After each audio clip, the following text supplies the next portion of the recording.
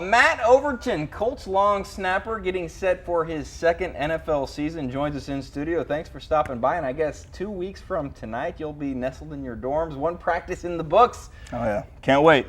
Here we go. We're close to the season, and can't believe it's already here. Year one for you, Matt, was pretty successful. You went from playing in the UFL and playing out in the West Coast to being an Indianapolis Colt, joining the ranks with Andrew Luck. That's got to be a fun ride. Yeah, it's been an amazing journey to get here. It's been a long road. Couldn't be more happy to be a Colt. Describe last year in training camp working with Justin Snow and obviously learning a lot from him and then taking the reins. How much pressure did you feel during training camp, and then once you got that job and you're with the team, how relieved were you? You know, Justin was a huge mentor for me. He took me under his wing as soon as I got here, and I learned a lot from him, just how he carried himself on and off the field. And he was here for a long time, and if I can just emulate what he did, and that's the main goal. I want to play as long as I can, help this team win a championship like Justin did, and be the best that I can. Special teams has become such a big focus for the Colts. I know last season that was something that Pagano really emphasized. Now you have a new special teams coach. Is there going to be any changes, or the emphasis will still be there? There's just a few things that are different, like schematically wise, and Coach McMahon comes from a lot of coaching experience, and we're excited to work with him, and I know he's just going to work with Pat, Vinny, and I to be the best that we can be and help this team win. So speaking of work, I know the work never ends. You know, a lot of the guys, these 2 weeks they're on vacation, they're getting some rest in, but we know earlier today you and punter Pat McAfee were getting some work in at the Colts complex. Oh yeah, the work never stops for us. You know, we're just out there work trying to get fun, better. though. Oh yeah, no doubt. There's never a dull moment with McAfee, for sure. Yeah. Well, let's take a look at what Pat posted on his Instagram video feed. Just a little light work on a Sunday. 65-yarder, bang around. 15-yard dinger. 20-yard dinger. That ball's not landing till Henderson. Way too perfect. That's perfectly Pat, isn't it? It is, but I'm going to take some credit too. I think I helped some of his viewers on there. You know, two good-looking studs out there just making things happen. I think you have a future in video editing or TV with what you're able to do with Instagram. Yeah, we had a good filmer out there helping us out today. Okay. Well, let's check out what's up for you on the docket. I'm sure your calendar is pretty busy coming up shortly. The Colts report to training camp on July 27th. First day of practices are the 28th, preseason opener at home against Buffalo on Sunday, August 11th. And on September 8th, the Horseshoes open up the season at Lucas Oil Stadium versus the Raiders. Are you ready to go? No doubt. We just got to take it day by day, get through camp, get better. I just can't wait for the season. It's going to be exciting. And earlier this week, we know it's been a busy week off the field for you. Tuesday, first of all, you're on the golf course at Bob Kravitz's ALS golf outing. How was that for you? It was good. I flew in from California that morning, went out there, me, McAfee, and a couple other guys went out and played. And it was Bob's first event. It was awesome. It's for ALS, for a great cause. We had a great time out there. My team, not so good, but it was all in fun. And it's not just the golf outings. There's other things that you've been doing to give back. I know you took a group of Riley kids to the Bieber concert this week. How was that experience for you? It was awesome. About a month ago, before we left from OTAs, I surprised 10 girls from Riley's for the Justin Bieber concert. And it was something that I wanted to do to help Riley out and help the kids. They've been such an inspiration to me and so many other people. We did the surprise, and it was awesome. And then here was the Bieber concert. Wednesday night, went out there with all the girls, and man, it was it was a loud night. Let's just put it that way. And there was one though that could not make it. One kid, a 15-year-old girl named Mia. I know that's why you're wearing the shirt tonight. Yeah, that's her picture there. You went and visited her in the hospital yesterday. Oh yeah, Mia was unable to make it to the concert with us. So her sister went in her spot. Mia's currently at Riley. I got to see her yesterday. She's in high spirits. Her family's doing well as well. And we're just praying for her every single day. So I wear this shirt just to help get the word out that Mia needs our prayers, and she's doing well right now. How much inspiration do you draw from the kids? Obviously, it's important to you after the concert. You went to the hospital yesterday. You have the shirts that you're wearing. It almost can give you some drive and put things in perspective as well. Oh, absolutely. You know, the night, you know, of the concert, you know, all those girls, I didn't realize that most of them have been Riley's kids since the day they were born. And so it just really puts things in perspective. They battle a tough circumstance every single day. And the whole thing with Mia, that really put life into perspective for me, because it hit kind of close, her not being there with us, and then me going to see her yesterday. These kids are just stronger than anybody I've ever met, so we just continue to pray for them every day. There's a push for Justin Bieber, to meet her, isn't there? I know you're doing something on Twitter. All of Mia's family and friends have been doing that. And, you know, I'm just helping to support it. And if we can get Bieber to come out here and meet her one day, that's the ultimate goal. All right, Matt Overton, Colts long snapper, and I believe he's got the football. So a little later in the show, we might have a little long snapping exhibition. Brittany Diehl going to try to catch the snap. The practice attempts haven't gone so smooth, so we'll see what happens. That is later in the show. I'm nervous. Brittany Diehl. In the program right now, you watch the Hoosiers knock off the top-ranked Wolverines. Britt, a day later, have your ears healed? Pretty loud inside Assembly Hall. Yeah, it's still ringing.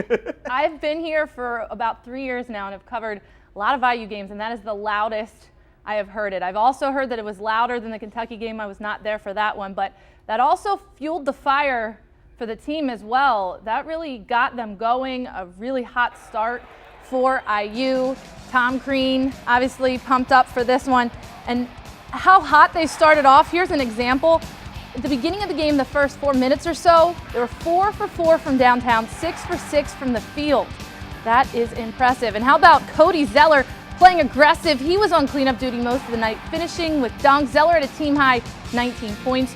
Hoosiers led by as many as 15 in the first half, but they had to fight off a Michigan rally after they tied the game at 40. Victor Oladipo, of course, halted that. And the most epic dunk that never was. If only that would have gone down, Jeremiah. I'm telling you, the whole building would have gone down. The Hoosiers never trailed in the second half, and they take down number 1 Michigan 81-73. IU has won 5 straight since a loss to Wisconsin last month. They also improved to 20-2 on the season. The playing to improve, the playing to be good enough to win a game like this, to be able to make adjustments, to be able to play through some mistakes and deal with some adversity and grow up in the games. That's what's most important. So I don't get the sense that these guys are locked into those rankings at all.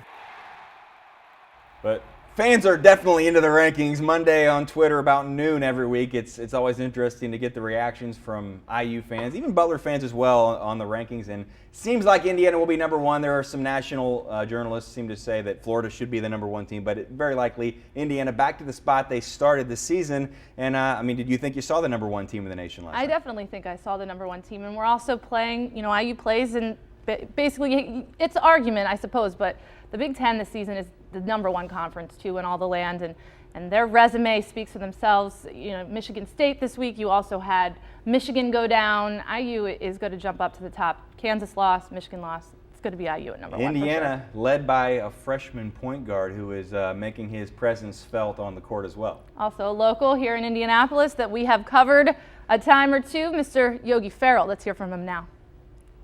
You know, I'd say it's probably the biggest game, especially in my career. And, you know, the place was electrifying. And, you know, I just wanted to get out there and do whatever I could to make our team win.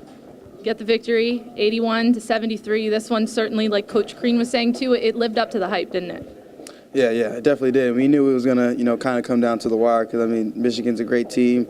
And but we couldn't get into the hype, you know, too much. We had to stay level-headed. And, you know, I felt like we did that entire game. For you, how did you handle the adrenaline, though? I'm sure it was pumping when the game tipped off. Yeah. I just, you know, just had to calm down, really. I couldn't get, you know, too hyped and, you know, especially force turnovers. So I just had to, you know, stick to the game plan and what the coaches were telling me. How does this prepare you down the line, knowing, you know, the Big Ten tournament, the NCAA tournaments are coming up? You know, that just prepares us just to help us, you know, we can get through games now. And, you know, tough games like this, we just have to, as Coach said, just keep fighting. And that's definitely going to help us, you know, especially in the NCAA tournament when we have those close games and we need to win. Well, not too much time to celebrate. The games continue. IU at Illinois on Thursday. The Illini struggling, but always dangerous in Champaign. And then a highly anticipated trip to Ohio State on Sunday. The Hoosiers back home next week, hosting Nebraska, and then Purdue February 16th. Now, we are to the halfway point of the Big Ten schedule. Indiana all alone in first place, just one league loss. So much talk from fans, though not about the Big Ten, but instead NCAA tournament seeding. The bracketologists are everywhere. And Jeremiah, we all know the Hoosiers have come a long way. In Tom Crean's first season, IU was 6-25. We all remember that or would like to forget it. 4 seasons later, IU and national champion are being talked about in the same breath. Indiana's athletic director, Fred Glass, just enjoying the ride. Tom and I laugh and talk about where we were 4 years ago and the guys that we had, and thank God they were here, but a lot of walk-ons, non-scholarship players. And now we're going to be number 1 again, and it's a tribute to him. It's a tribute to the tradition of Indiana basketball, but this would not have happened without Tom Crean and his energy, his intensity, his dedication, his ability, and he's brought us back, and it's exciting to be relevant and on top of the college basketball world, at least for a while. I know Tom Crean doesn't like looking ahead to the NCAA tournament, but maybe you could a bit for us. This is definitely a resume builder. Everyone's talking about a 1 seed. Well, we let that take care of itself. It's about winning the Big Ten title. We want to win the Big Ten regular season title. Everything else will take care of itself, and then we'll be happy to go wherever the NCAA might send us. The Indianapolis Colts are on summer break. The team wrapped up mini camp this afternoon. Players and coaches will go their separate ways until training camp begins at the end of July. It was a lighthearted conclusion to off-season workouts. Even head coach Chuck Pagano was tossing around the football. The organization did all they can. Now the rest is up to the players. Pagano made sure to stress to the team how important staying in football shape is. Training camp is not the place to begin working on the 2013 season. The players, they're on the same page. Nothing changes for me. I'm still working out at 5:30 in the morning up until training camp. If anything, it's for me, it gets turned up a little bit more. I don't have the bones of a 24-year-old. I can't sit down too long. Every once in a while, take a peek at the playbook. So when they get back to camp, even though we're going to have installs, you're not starting at ground zero. You already built your foundation. Keep your foundation strong. That way, when we get to training camp, we go through the installs. It's just like week 3 and 4. Some Colts made sure to stay active even tonight, all for a good cause. The 5th annual Caroline Sims Memorial Celebrity Softball Challenge went down at Victory Field. The event put on in part by linebacker Robert Mathis and Pacers center Roy Hibbert. Colts quarterback Andrew Luck getting in on the fun this year. Luck up to bat here, and he's going deep. Hold up. Luck gets intercepted, flies out to Pacers guard George Hill. Our own Chris Hagan now at the plate, showing everybody that he's got some game. Bases loaded, RBI single. Go Chris Hagan. He's an athlete, apparently. The real winners tonight, though, guys, are the kids. All proceeds benefit the Indiana Children's Wish Fund. It puts a smile on the child's face. They already go through a lot, being dealt kind of a short hand, and so come out, have fun, give them something to smile about, let them enjoy themselves. What a great event. Meanwhile, the brain trust of the Pacers organization watched their first pre-draft workout of the offseason today. The team worked out 6 prospects, including Fort Wayne's Deshaun Thomas. General manager Kevin Pritchard knows there are things to address in the draft if they want to get past the powerhouse in the East, Miami.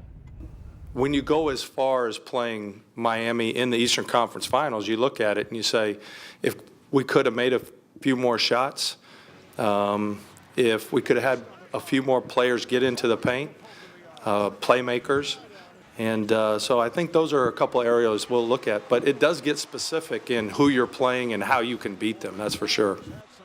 And finally tonight, the Indiana Fever, a day away from meeting President Barack Obama. They were supposed to head for the nation's capital this afternoon, but bad weather in D.C. left them grounded. The reigning WNBA champs are flying out tomorrow instead. Brian, hopefully there's clear weather. Much better weather for them We do tomorrow. hope they make it to the Opportunity White House. of a lifetime. Absolutely.